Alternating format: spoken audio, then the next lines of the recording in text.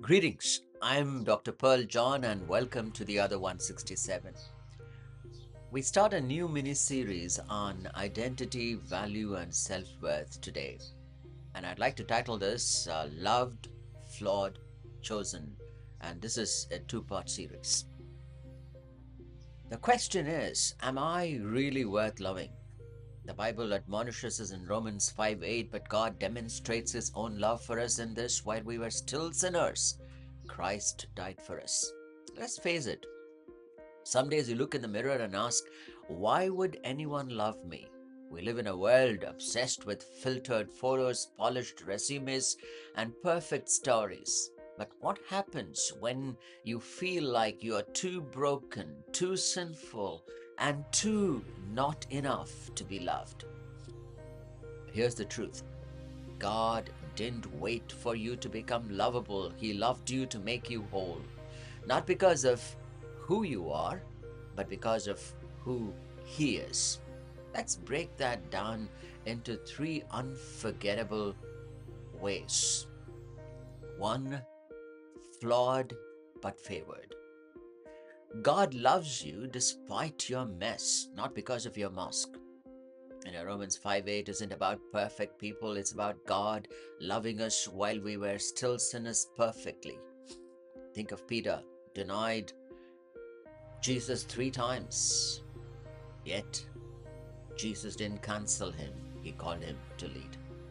Here's the insight: your flaws don't disqualify you from God's love, they position you to receive His grace. A famous sculptor was once asked how he carved a lion from a stone. He smiled and he said, I just chipped away everything that wasn't lion. That's what God's love does. It chips away shame, it chips away fear, and it chips away failure until your real identity is revealed. God's love isn't blind, it sees your worst and still chooses you first. Let me repeat that. God's love isn't blind, it sees your worst and still chooses you first. Secondly, love took the lead. God didn't want for you to come to Him. He came running first. 1 John chapter 4 verse 19 says, we love because He first loved us. God's love is initiative taking. While religion says earn it, the cross says I already did it.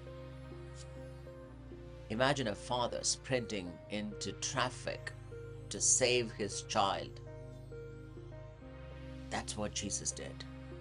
He ran into the chaos of humanity to rescue you and me. Stop living like love is something you have to deserve. Live like love already came to your doorstep. You didn't chase God's love, it chased you, leading, breaking, and saving. Thirdly, worth that works from within. You don't work for worth, you work from it. Ephesians 2:10 calls you God's workmanship. God's love doesn't say prove yourself, it says let me prove my love through you. Our world screams hustle for your worth, but grace whispers you're already mine. Your value isn't based on your vibe, your following, or your failures. It's anchored in His affection.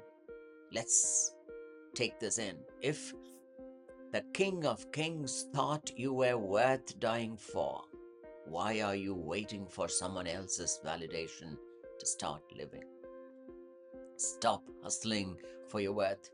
You're not a project, you're a priceless possession. Let me pull this together. Friend, you are flawed but favored.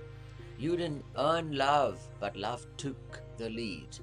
You don't need to work for worth. You are already His workmanship.